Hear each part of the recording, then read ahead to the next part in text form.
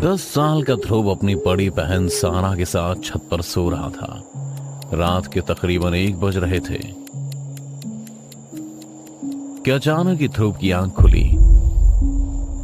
उसे ऐसा लगा जैसे उसकी आंखों के सामने एक काला साया उड़ते हुए नीचे गया है। ध्रुव ने जब नीचे झांक कर देखा तो उसे एक बूढ़ी औरत दिखी जो एक कोने में बैठी उसे ही अपने पास बुला रही थी। ध्रुव भी बेसुध होकर उसकी तरफ बढ़े जा रहा था। उसे इस वक्त बिल्कुल भी होश नहीं था कि वो आधा छत से लटक चुका है और अगर 1 इंच भी आगे बढ़ा तो छत से गिर जाएगा। पर ध्रुव का सारा ध्यान तो इस वक्त उस बूढ़ी औरत पर ही था। वो जैसे ही आगे हुआ कि तभी उसकी बड़ी बहन सारा ने ध्रुव को पैर से पकड़कर उसे गिरने से बचा लिया। ध्रुव, ये क्या कर रहे हो तुम? तुम्हारी नींद में चलने की बीमारी कब ठीक होगी? शाम जाने। सारा ने ध्रुव को बचा तो लिया था पर ध्रुव अब ठंड के मारे कांपने लगा था। उसे बहुत तेज ठंड लग रही थी। सारा ने जब ध्रुव का माथा छुआ तो उसे बहुत तेज बुखार था। सारा तुरंत ही ध्रुव को अपनी गोद में उठा नीचे कमरे में ले आई और घर में रखी हल्की फुल्की बुखार की दवा दे दी। उस रात तो ध्रुव चैन से सो गया पर सुबह होते ही ध्रुव का बदन बुखार से तपने लगा था। अगले दिन भी सारा ने ध्रुव को बुखार की दवाई देकर उसे सुला दिया पर बुखार कम होने का नाम ही नहीं ले रहा था। बुखार उतरने के इंतजार में अब शाम हो गई थी। जब सारा को बात समझ नहीं आई तो वो ध्रुव को सीधा डॉक्टर के पास ले गई। इतना घबराने की बात नहीं है, मौसमी बुखार है हमारे पहलवान को। मैं कुछ दवाई लिख देता हूँ, इनसे जल्दी आराम मिल जाएगा, डोंट वरी।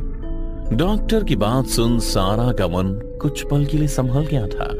वो दवाइयां लेकर वापस घर आ गई थी। घर आकर उसने सोचा भी कि क्यों ना माँ पापा को फोन करके सब कुछ बता दे।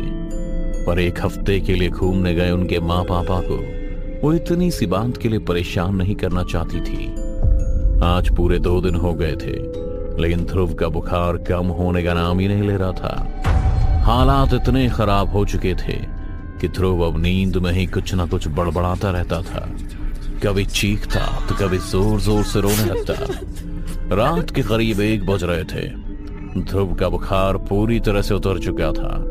उसने जब आंख खोली तो सारा उसके पैर के पास ही सोई पड़ी थी।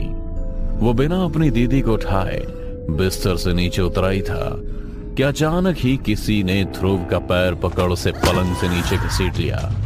पलंग के नीचे जाते ही ध्रुव भी चीखने लगा था।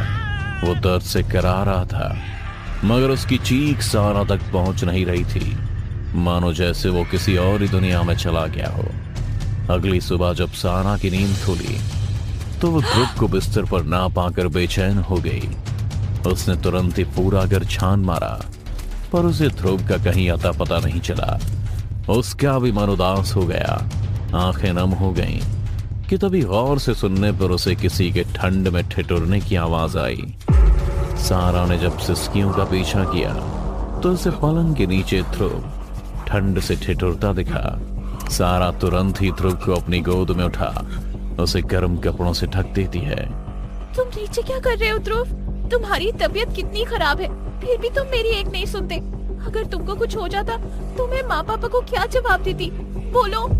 सारा की बात सुन ध्रुव कुछ न कुछ बड़बड़ाने लगा था पर सारा ने उसे नजरअंदाज कर उसकी बंद आंखों को खोला तो उसके होश उड़ गए। ध्रुव की आंखों में किसी बूढ़े औरत का साया नजर आ रहा था जिसकी उंगलियां ध्रुव की आंखों से बाहर आ रही थी। पर इससे पहले कि सारा पलंग से उतर किसी को मदद के लिए बुला पाती, पलंग हवा में उड़ने लगा और ध्रुव का शरीर बिस्तर पर अकड़ने लगा था, मानो जैसे कोई जानबूझकर एक एक कर ध्रुव के जिस्म की हड्डियां तोड़ रहा हो। सारा भी हड्डियों के टूटने की आवाज साफ साफ सुन रही थी पर इतने दर्द में होने के बाद भी ध्रुव जोर जोर से हंस रहा था। ध्रुव की डरावनी हंसी देखकर सारा का खून सूखने लगा था। उसे कुछ समझ नहीं आ रहा था कि ध्रुव के साथ ये सब क्या हो रहा है। तभी ध्रुव बिस्तर से उठ हवा में अपनी दीदी सारा के सामने आ गया था। बुला उसको वरना मैं तेरे भाई को अभी के अभी खत्म कर दूंगी। ध्रुव ने चीखते हुए सारा से कहा था।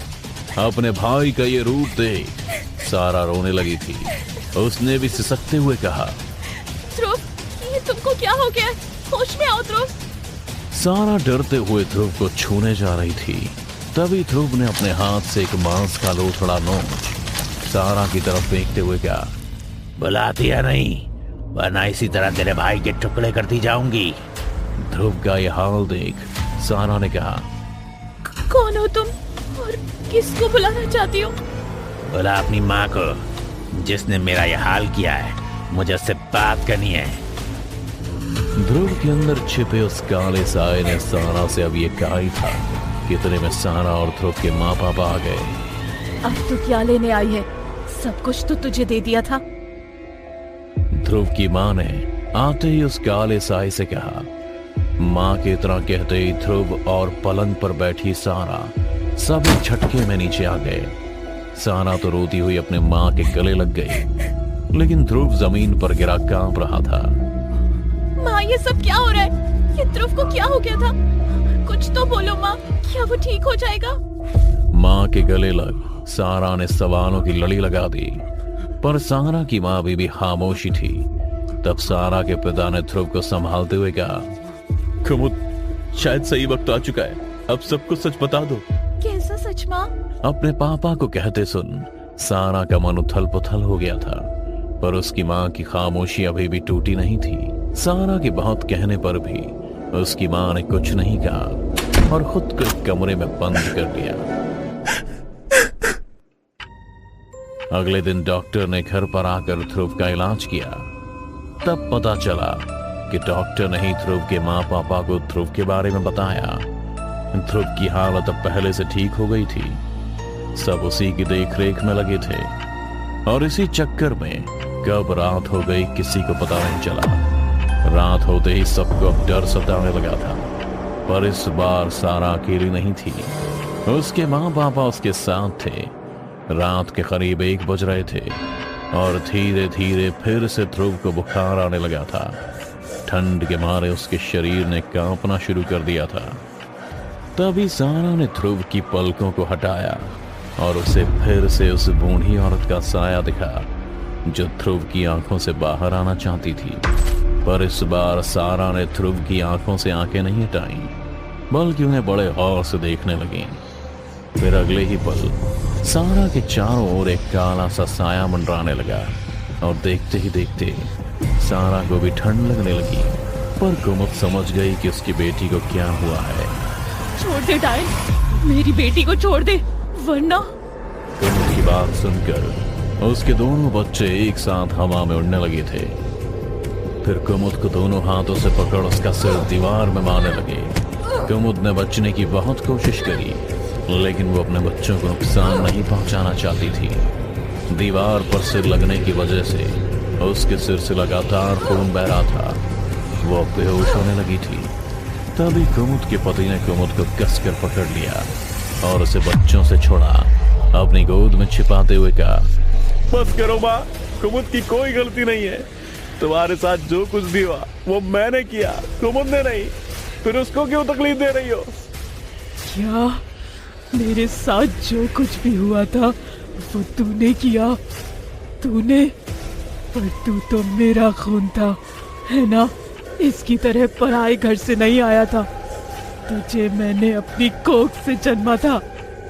ध्रुव और सारा के शरीर को अपने वश में कर रखी उस बूढ़ी औरत के साए ने प्रताप से कहा था। ध्रुव और सारा के मुंह एक साथ चल रहे थे, मानो जैसे वो दोनों उस बूढ़ी डायन की जुबान बोल रहे हो। नहीं करता तो तुम मेरा परिवार ही नहीं बसने देती। तुमने तो कसम खा ली थी मेरी कुमुद को मुझसे छीनने की, मेरे बच्चों को कोख में ही मारने की। इसलिए मां, मैंने वो किया जो सही लगा।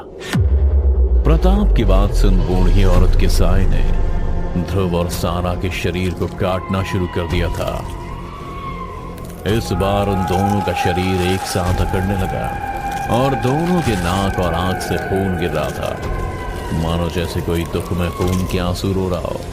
ध्रुव और सारा दर्द में चीख रहे थे, जिसे सुन कुमुद और प्रताप की आंखें भी नम हो गई। तभी प्रताप ने गिड़गिड़ाते हुए अपनी माँ के साए से भीख मांगी, जो ध्रुव और सारा के ऊपर ही मंडरा रही थी। माँ, अब तुम दूसरी दुनिया में जा चुकी हो, क्यों मेरी हंसती खेलती दुनिया बर्बाद करने वापस आई हो? क्योंकि तूने ही मुझे उस दुनिया में भेजा जहाँ मैं अकेली हूँ, एकदम अकेली। इसलिए मैं तेरे बच्चों को अपने साथ लिए जा रही हूँ। अगर रोक सकता है तो रोक ले।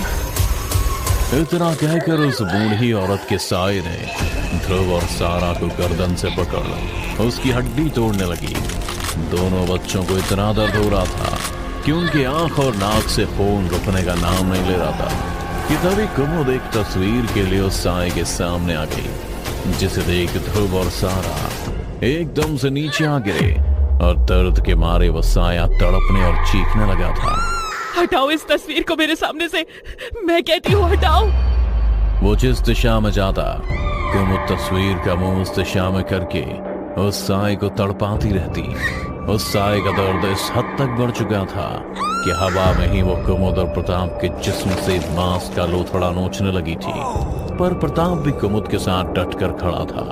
बहुत जद्दोजहद के बाद वो साया अपने आप ही शांत हो गया और बूढ़ी औरत का रूप लेके सबके सामने खड़ा हो गया था।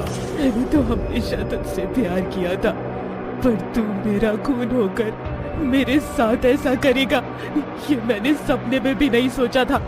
आखिर क्यों किया था तूने मेरे साथ ऐसा? क्यों अपनी माँ को इतनी बड़ी सजा दी?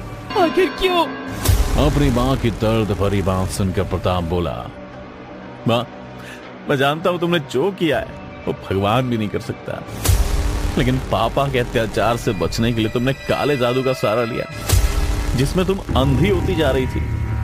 माँ, मुझे याद है तुम रात को 12 बजे शमशान घाट कच्चा मांस लेकर क्यों जाती थी, ताकि तुम एक डायन बन सको और काले जादू की मदद से पिताजी को हमेशा के लिए अपने वश में कर सको, जिससे रोज रोज के लड़ाई के झगड़े बंद हो जाएं और हमें खुशहाल परिवार की तरह रह सकें। और ऐसा हो भी गया। लेकिन माँ, तुम काले जादू के पीछे इतनी पागल हो गई थी कि तुम्हें लोगों के ऊपर काला जादू कर उन्हें वश में करना अच्छा लगने लगा। इस कारण ही तुमने पहले गांव के जानवरों पर काला जादू कर उनकी बलि चढ़ाई और उनका कच्चा मांस भी खाया। फिर धीरे धीरे गांव के बच्चे गायब होने लगे। तुमने बड़ी चालाकी से गांव में अफवाह फैला दी कि ये काम डाकुओं का या किसी बाहर के आदमी का है। लेकिन मैं सच जानता था माँ, मैं जानता था कि उन बच्चों की बलि आपने ही दी है, आपने माँ। इसीलिए मैंने गांव वालों को सब कुछ सच सच बता दिया और उन्होंने आपके साथ वही किया जो आपके साथ होना चाहिए था। हाँ माँ, मैंने ही कुमुद को सब सच बता के गांव के लोगों तक पहुंचाने को बोला था, जिन्होंने गुस्से में आकर आपको हमारे पुराने घर के साथ जिंदा जला दिया। एक बार फिर अपनी माँ को देख प्रताप की आंखें नम थीं, पर कुमुद अपने बच्चों की जान दोबारा खतरे में नहीं डालना चाहती थी। इसीलिए उसने उस तस्वीर को उस साए के ऊपर ही फेंक दिया, जो असल में प्रताप के पिता की तस्वीर थी, जिसका डर आज भी उसकी माँ के दिल